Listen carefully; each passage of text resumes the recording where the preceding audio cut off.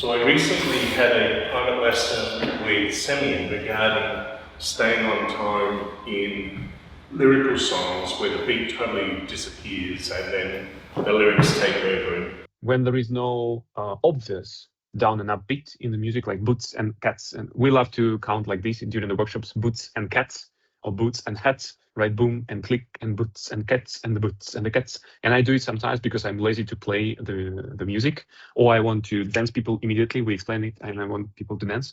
So I count like boots and cats, and people feel how I produce this sound with my body, and they feel the groove immediately. One of my habits is that I hear everything in the music, and so as a solo dancer previously, I could literally switch and change from the main beat to some instrument in the music to a lyric at any point in time. There's no real need as a solo dancer, especially doing early hip hop and freestyle, jazz and all that sort of stuff. There was no need to kind of stay on a rhythm layer. But in partner dancing, and in particular West Coast swing, and even more importantly in competitions, being able to communicate what layer you're on is really important.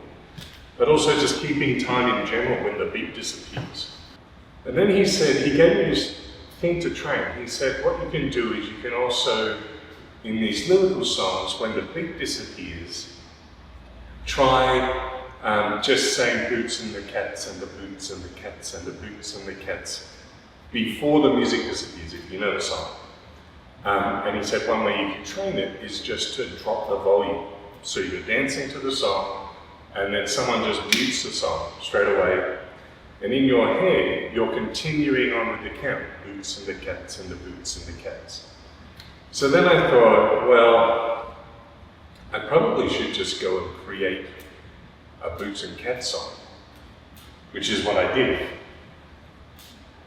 And so if you jump onto Spotify or Apple Music or just on YouTube and you look up Boots and Cats, you'll find this song.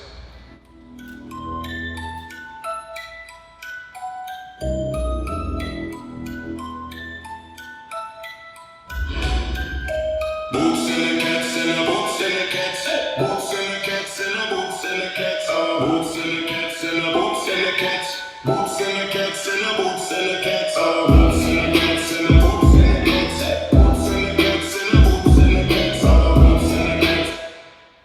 So I started to train to that and I thought this is actually really good. It kind of has some crossover with some other training that I'm doing about mixing my style of dance depending on the music genre.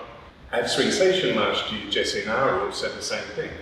Went through these different categories. Musicality, 3 categories: hip hop, contemporary, blues. Hip hop is a culture, jazz is a culture, contemporary ballet, modern dancing is its own dance culture. These are reflections from our dance community's version of how we use those sounds. Hip hop lives in groove between the hips, shoulders and knees. Bounce, rock, and wave are primary grooves to hip hop. The blues lives under the hips.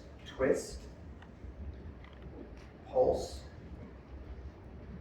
step, and point or tap. When we move to contemporary, ribcage up lives in the feeling of our qualities of motion. Tilt, collapse, suspend, swing.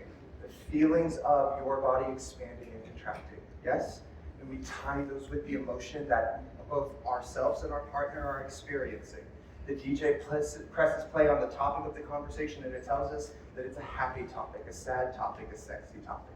And we experience those emotions together through the start of the dance with eye contact, with touch, and with patience to be able to fully express and decide on how we're going to dance, the dance that we're going to give.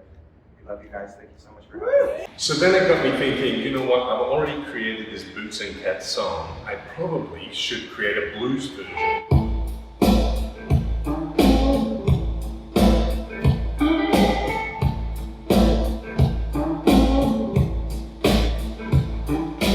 Boots and the cats and the boots and the cats, boots and the cats and the boots.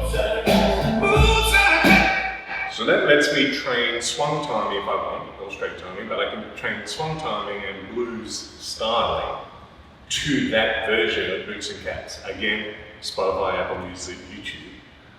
If you want to train this as well. And then I realized, well, I've done the two, I should just do the third, which is the lyrical version.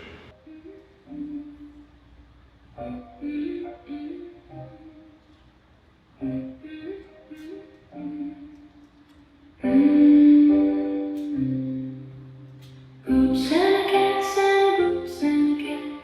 Boots and the cats and the boots and the cats. Boots and the cats and the boots and the cats. Boots and the cats and the boots and the cats. Boots and the cats and the boots and the cats. So these three songs are available. You can use them for training. Find them on whatever platform you stream on. So I started to train this, started to create these songs, publish the songs, and I started to work out different drills to use for these different songs. But also coming back to the question of timing. One thing that Simeon said was, understanding the feeling of Boots and the feeling of Cats. And people feel how I produce this sound with my body, and they feel the groove immediately. Which moves us away from musical theory. And if you do like theory, and I think it's good to expose yourself to this, the women on Nerdy West Coast Swing have a great breakdown on that. One that I really like is Rolf Hegrand, I think it is. He talks about the structure of music. And we are on. Hey guys, what's up? Rolf here. And he does a great breakdown of that to understand the theory side, thinking about it. So when you listen to the songs, you can understand, oh, this is what he's talking about. I'd suggest you watch that video. But Robert Royston takes this a step further, and the only thing I could find from Robert is this really old video. Do, right? Because do is our tonic, the acceleration is the resolve. All music does that. All of it. So as you're dancing, doing this exercise teaches your body to feel resolve to the tonic. None of them kind of give you that idea, what can I train to feel it? This is something that I think, as a solo dancer, it's something that I used to do because, you get that music that makes you just want to get up and dance. Like you hear this song, you're like, oh, I want to dance to this. And then I hear other music, which to me sounds like elevator music if you're going into an office or a hotel or something, and you hear this kind of bland, flavorless music that you don't really want to dance to, and you don't really feel it in your body. And so a big part of this timing skills and timing drills that I want to share today is about the feeling. I can't tell you what you should feel, right? These songs may or may not do that for you, but you may find other songs where you go, oh, I really feel this. You begin to feel the one, and then the two, and then the one, and then the two. And so, understanding these Boots and Cats, even if you're using a different kind of song or something that you love, that you want to dance to, you can have this metronome going on in your head while you're training. Boots and the cats, and the boots and the cats, and the boots and the cats, boots and the cats. And you can have that metronome going in your head, and then focus on the feeling in your body, and then also the feeling if you're just walking through your basics in West Coast Swing, what that feels like. So I'm just going to dive into this, do some sort of freestyle training, and let you see what I mean when I'm changing these styles just to explore my own movement, and sort of how that shapes with the Boots and the Cats. Unfortunately, I don't have anyone here just to cut the music where I can keep it going, but try this for yourself if you can, where you just drop the music, keep the Boots and Cats timing going, and then turn the music back up and see if you've stayed on time. Boots and cats, boots and cats, boots and cats, boots and cats, boots and cats, boots and cats, boots and cats, boots and cats.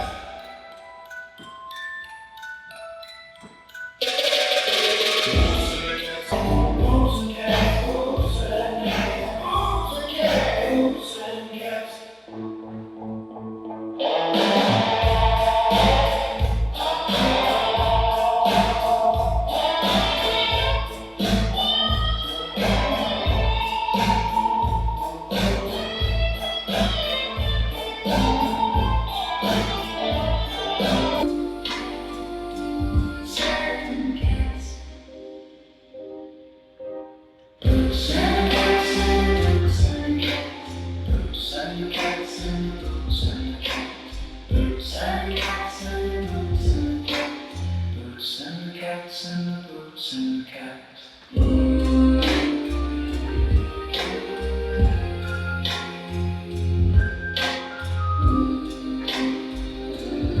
So that's my training session over today. I hope you found that helpful with the Boots and Cats.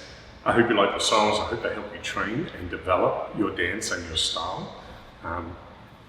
This has multiple layers, not only on timing, but on styling and shaping, kind of finding out, or in my case, remembering who I was and where I came from with my freestyle dance solo background, and then trying to incorporate that more into West Coast swing, depending on the category or the genre of music.